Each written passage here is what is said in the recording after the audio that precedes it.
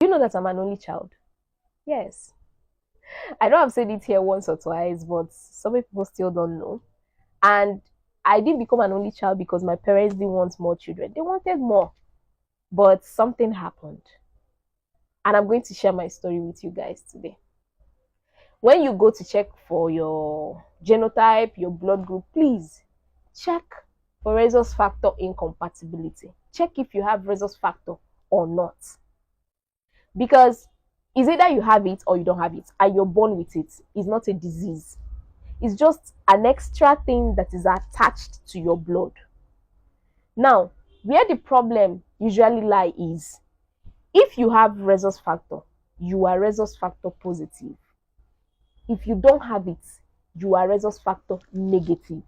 Now, the wahala is in when a woman that is rhesus factor negative gets pregnant for a man who is rhesus factor positive. That means the woman is the person who doesn't have it. If you and your husband have it, there's no problem. If both of you don't have it, there's no problem. If you have it and your husband does not have it, there is no problem. But the problem is when you, the woman that will carry the pregnancy, doesn't have it. And that was exactly what happened with my parents. My mom doesn't have rhesus factor in her blood. My dad has. But this rhesus factor does not really show itself during the first pregnancy. So that is why I am here.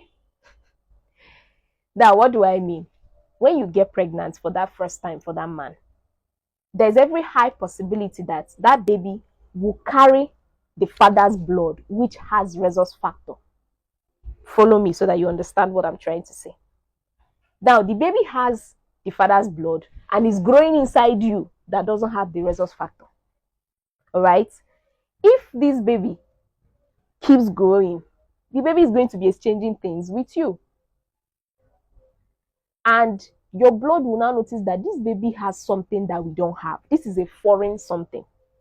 And your body will start producing antibodies to fight that thing that is in the baby's blood. But you won't even have any problem. You carry the pregnancy to term, you give birth normally. And then when you've given birth, your body has developed antibodies because of this baby. And they think that foreign something they saw in the baby's blood is danger, so they're trying to fight it. Now you've had this baby, those antibodies are still in your body. There is a medication you are supposed to take to immunize you, to cleanse your blood of those antibodies.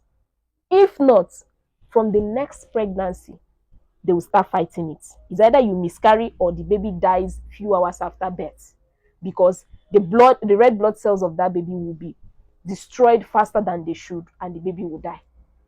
That is why you start seeing she gave birth and he died.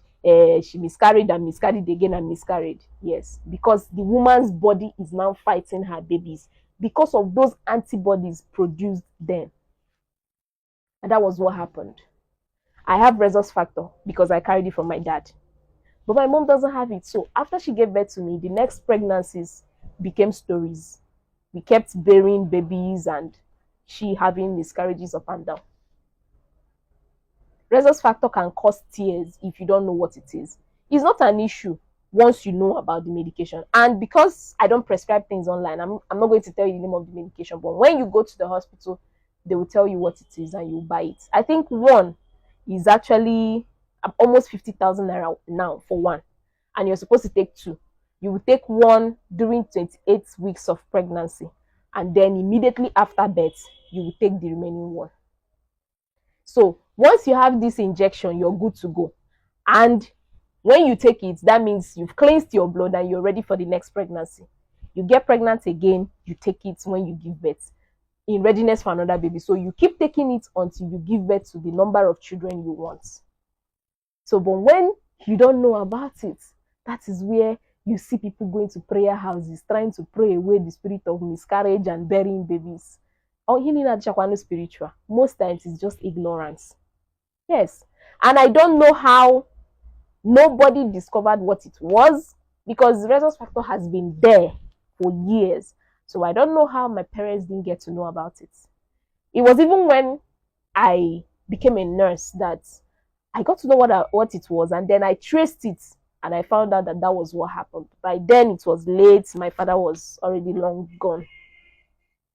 So don't fall into that trap that my parents fell into. Know what it is now.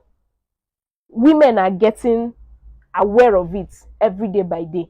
When they come to give birth, they come with their injection. They'll even be the one that will tell you, "Nurse, I came with my injection." No.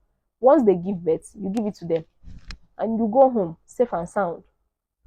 So Rhesus factor is small, but it can cause a lot of havoc. So know what it is.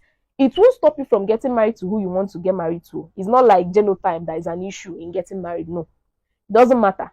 If your husband have it and you don't have it, no problem. You can get married. But just keep your money handy to buy the injection. Once you get pregnant, go and buy it and keep. 28 weeks, you take the first dose. After birth, within 72 hours, you take the second dose. Chicken,